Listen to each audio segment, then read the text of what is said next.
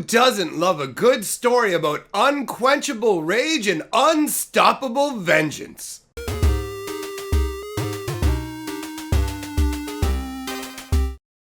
Greetings, owners of fine luxury cardboard rectangles. I am the Magic Historian, and welcome to another of my videos on the Commander 2018 spoilers. Today, we are going to be talking about Varchild, Betrayer of Keldor. My god, this character has been a long time coming. Now, first of all, that name, Varchild, is metal as fuck. That sounds like the name of like a Norse metal band or something. I totally dig that. It sounds hardcore as hell. Now, let's take a look at the card that's been spoiled. We'll kind of go back over the history, go through everything that's connected with this. There's a lot of cards, a lot to this actually. I was surprised once I started pulling through all the things from Alliances, just how much there was. So, 1 red, 2 colorless for a 3/3. Already 3 for 3/3, not too shabby. When she does combat damage to a player, that player gets that many 1/1 red survivor creature tokens. Survivors your opponents control cannot block, and they can't attack you or a planeswalker you control. And when Varchild leaves the battlefield, you gain control of all survivors. Survivors! So this is a really aggressive card. I really enjoy it. I mean, the artwork shows her just rampaging through a Balduvian barbarian village, just laying waste to it. That's what's going on, if you guys didn't know. This is her burning a barbarian village to the ground because she has a massive vengeance lady boner. All right, that's how Varchild operates. Her life is tragic as hell. So let's set the scene here. You need to know what time in Magic history she's coming from. This is the time of the Ice Age, and for those of you who don't know, the Ice Age is tied to, that's right, Urza. We're going to talk about Urza probably in a lot of videos because Urza shows up all over the place. So Urza set off the Golgothian Silex, which basically was like almost the equivalent, if for somebody who doesn't know how this works, it's the equivalent almost of like setting off a nuclear bomb, right? So Urza sets off the magical nuke, and then you end up with a nuclear winter afterwards. That's the simplest way to put it. So he funnels this insane amount of magic into the Silex. At this point, he ascends, his Planeswalker Spark ignites. It levels Argoth, does massive damage to the world of Dominaria there, right? Like he just totally does some serious level damage, and that ushers in the Ice Age. Now this is exactly what you would expect. Massive amounts of snow, frozen terrain, really inhospitable kind of situation. The people who are surviving through this are rugged and half feral, right? They've lost a lot of their civilization. They're just kind of trying to rebuild. It's a time where mages are kind of reviled and things like that. Like people distrust magic. What Urza did impacted not only the world physically, but people psychologically as well. So you have the kingdom of Keldor, which exists during the time of the Ice Age, and this is where Varchild was born, and she had a really difficult life. She lived in the hinterlands of the Keldoran territory, and that was connected right up with Balduvian territory. And Balduvian territory, like Keldoran is like white mana aligned, order aligned, or whatever. Balduvian territory is red mana aligned, full of barbarians. Vicious, sadistic barbarians that like to raid into Keldoran land and kill and pillage. And so that's the life that Varchild had to sustain. She was part of the Keldoran kingdom, but out on the fringes where the Balduvians were a real threat. Her brother was killed in a Balduvian raid, and her uncle, who was a Keldoran Sky Knight, they fly on these gigantic, crazy Aesir, and he was killed as well by Balduvian archers. So he lost... On top of that, like that's one thing that's going on. You also have to understand that during the Ice Age, there was a massive threat in the form of lim-dul. So lim-dul was a necromancer who was a middling level necromancer until he stumbled upon a magic ring and made a pact with some demons and some like high level planeswalkers and things like that. And then he upped his game and became a really, really powerful necromancer. So at this point, he's sending waves of the undead at like the Keldorans, at the Balduvians, because it doesn't matter, right? You don't care. You're throwing your zombie corpses. Everybody who dies is just raised to join your army. Like lim-dul was a massive threat. So you've got a situation where Varchild's also lost multiple family members to lim-dul's legions too. A couple of aunts were killed that way. So she decided that, obviously doesn't just want to be a victim. Life's been really hard. She wants to fight back against the Balduvians and also protect against the undead legions. So she decides to become a knight. Now, when she goes for the knight training, she finds out that, like, when you get into Keljor proper, which isn't out in the hinterlands, you've got the more civilized city area, they view people who are from the area she's in as pretty much just as bad as the barbarians, just uncivilized barbarians. Like, they even have very similar accents to the barbarians because they're from different areas. So she's got an accent that betrays that she's a barbarian. So she hides that, and she manages to, just through sheer dedication and hard work, move her way up through the ranks of one of the Keljoran military organizations. There's a number. The thing about the Keljoran military is it was splintered into a bunch of different groups, right? So you'd have like the Home Guard, you'd have the Royal Guard, you have the Order of the White Shield, you have the Sky Knights. Like, they're all different individual groups that are all led by their own leaders, and these leaders all have their own powers, and there's like infighting between them and things like that, right? So it's kind of like a mini Game of Thrones scenario between all these different military organizations. So one of the main, the Keljoran troops, the main leader of the Keljoran troops was Avram Garrison, all right? And Varchild moved her way up until she was this guy's right-hand man. So he was in charge of essentially the largest body of Keljoran troops. He had the biggest voice out of all these differing, like, leaders of the different military organizations. On top of that, Avram Garrison was basically the favorite military leader of the Keljoran royalty at the time.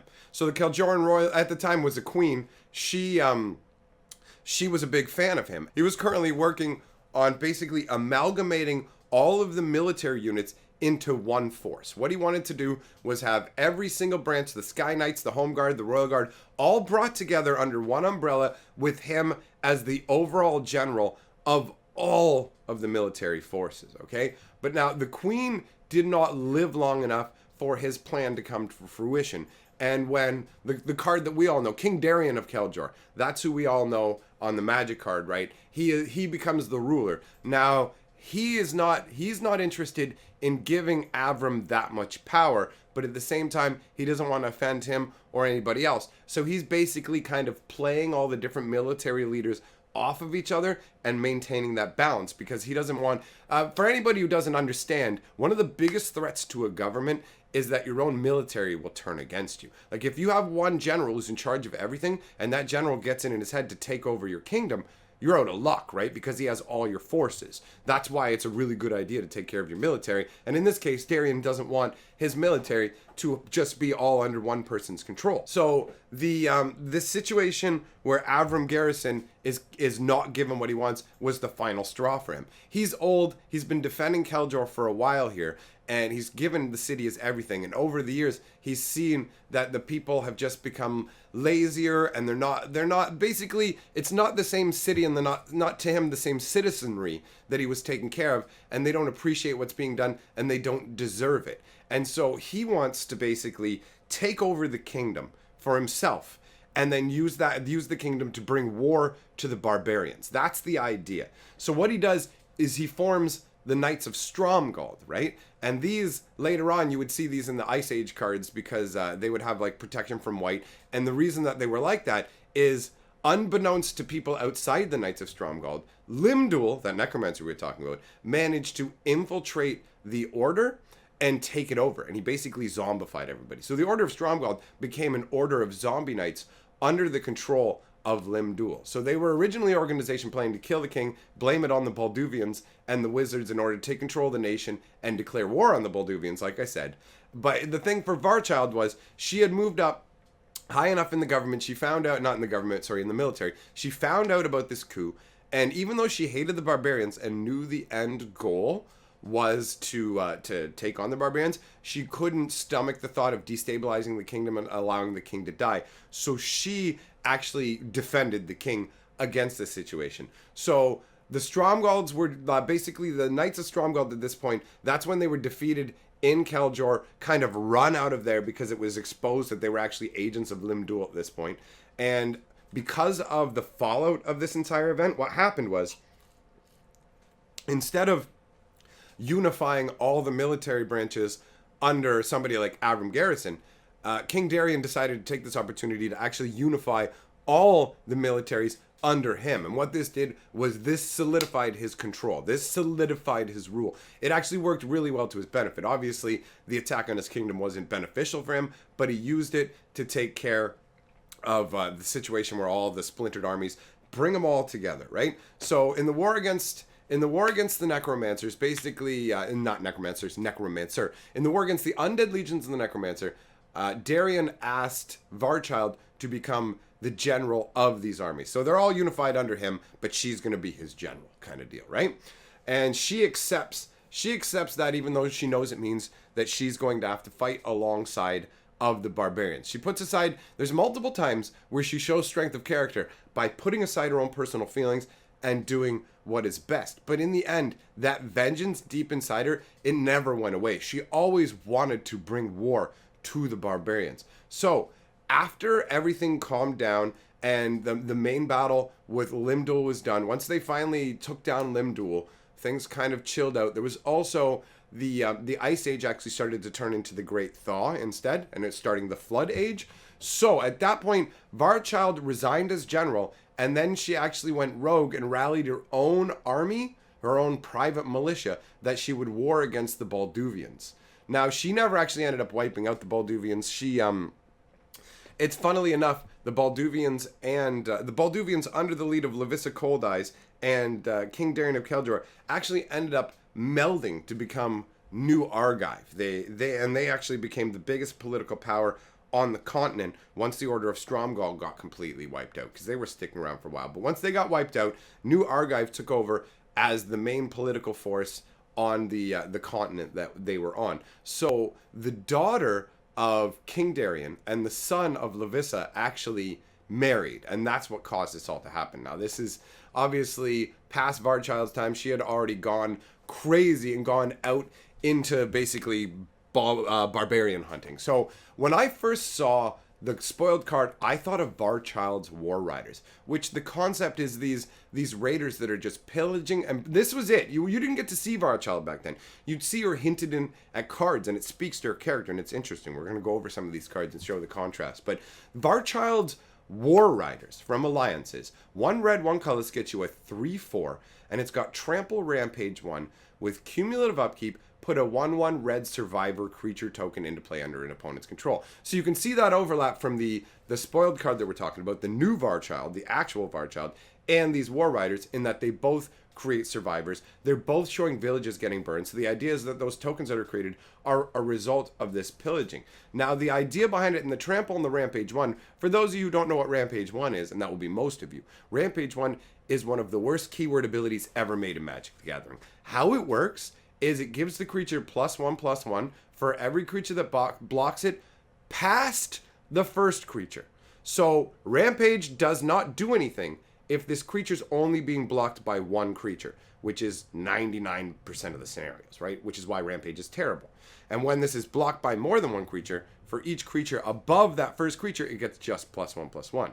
Now, that seems kind of weak, but it fits amazingly with the flavor of the card, because it shows that no matter how many people survive the raiding from these Varchild's War Raiders, that they will keep coming. The War Riders will keep coming over and over and over, and no matter how many of these survivor tokens you block them with, it's going to get +1/+1 for every one beyond that. So it's still going to get to keep hitting and hitting, which is a really, really cool concept. Both of the cards transmit that concept of you can't stop me. It's done with Rampage 1 here, and it's done more cleanly on the original card. Now, Varchild is shown to be pretty ruthless with some of her, like the flavor text you see on cards, like Varchild's Crusader, where she says every patch of land must belong to Keldor, no matter what the cost. Things like Omen of Fire, where she says, let Balduvia burn to warm Keldor's hearth. They have some really fun flavor cards where they show a contrast between the war and how Darien and how Varchild view things. You can see it on things like False Demise, where the flavor text on False Demise for one version says, far too many of our missing dead seem to be turning up in Varchild's ranks. And then you have the other one that's from Varchild, and that says, fool, never believe they're dead until you see the body. I love the contrast between it, and you can see how vicious Varchild is when you read flavor text on things like Enslaved Scout, where her soldiers' hatred for the goblins is tempered only by their need for what the goblins alone hold, knowledge of their mountain home. And look at the artwork, man. This is crazy. They just have these goblins like shackled up and chained before them.